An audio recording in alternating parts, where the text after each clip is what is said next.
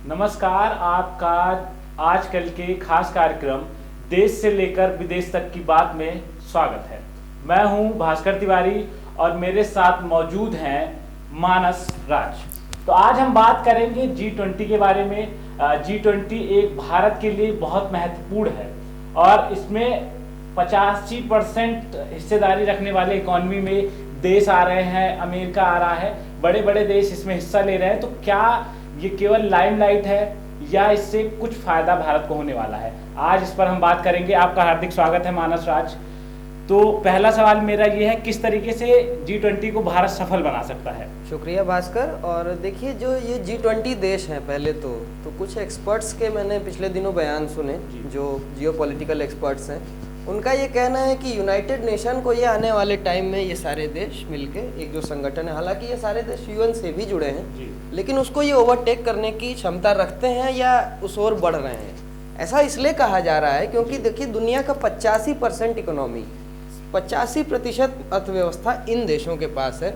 भारत के पास यहाँ एक सुनहरा मौका इसलिए है क्योंकि आप देख रहे होंगे, नरेंद्र मोदी सरकार इस चीज़ को काफ़ी ज़ोर शोर से प्रचारित कर रही है देश में, और अलग अलग जगहों पे पूरे साल भर कार्यक्रम चलने हैं, डेलीगेट्स आएंगे। तो एक आप जानते हैं कि हमने 1991 में हमने लिबरलाइजेशन किया था, अपने मार्केट खोले थे। तो ये सब जानते हैं कि वो हमारा फोर्स लिबरलाइजेशन था। अगर हमने उस समय नहीं किया होता तो हमारा फॉरेन रिजर्व खाली हो रहा था, हम देश हमारा कंगाल होने की एकदम स्थिति पे खड़ा था।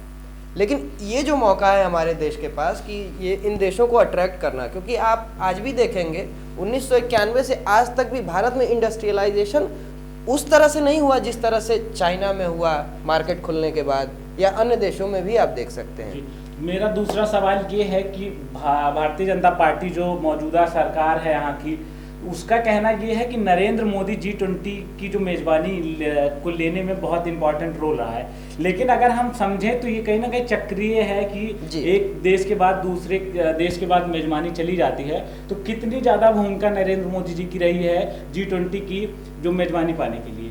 देखिए, नरेंद्र मोदी जी की इसमें भूमिका रही है, लेकिन जो G20 जो समूह है ये पेरियोडिकली और चक्र से चलता है। ये तो भारत की बारी इस बार आनी थी, ये पहले से तय था। मतलब मेरा सवाल यही है कि क्या कांग्रेस सरकार होती तो भी ये मेजबानी तो मिलने वाली थी। कांग्रेस तो सरकार किस तरीके से प्रचार किया जा रहा है कि मोदी जी की वजह से ही आया है? देखिए, क्या कहेंगे आप? भाजपा जो है अपने नेता को सबसे एक नेतृत्वकर्ता जो है उनके नरेंद्र मोदी ही है। कहीं भी आप देखेंगे राज्यों तक का चुनाव भी उन्हीं के चेहरे पे लड़ा जाता है, तो उनको बहुत अच्छे से प्रोजेक्ट करती है भाजपा। और इवेंट मैनेजमेंट में भाजपा काफ़ी माहिर है इन कंपैरिजन ऑफ कांग्रेस। आप देखेंगे तो कांग्रेस उस चीज़ को भुना नहीं पाती है।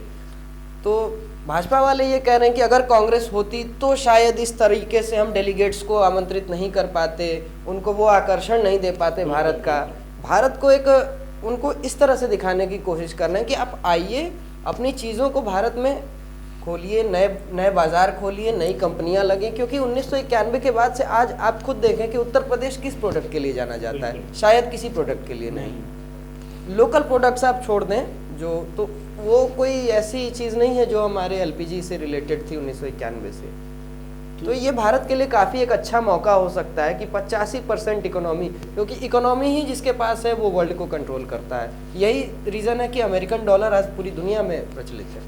मेरा तीसरा सवाल और महत्वपूर्ण सवाल है कि उत्तर प्रदेश में भी G20 की जो है मेजबानी होने वाली है, तो कहीं ना कहीं पर्यटन की दृष्टि से आप किस तरीके से देखते हैं? क्योंकि बड़े बड़े देश के लोग आएंगे, उनको घूमेंगे, टहलेंगे। कोलकाता जा रहे हैं, जोधपुर में आयोजन होना है, उत्तर प्रदेश में होना है। किस दृष्टि से देख रहे हैं पर्यटन की दृष्टि से कि बड़े देश आएंगे तो पर्यटन किस तरीके से बढ़ावा मिलेगा भारत को? देखिए, यूपी में पर्यटन एक समय था जब आगरा का ताजमहल अकेले उतना कमा कर देता था जितने भारत के सारे टूरिस्ट स्थल कमा कर देते थे।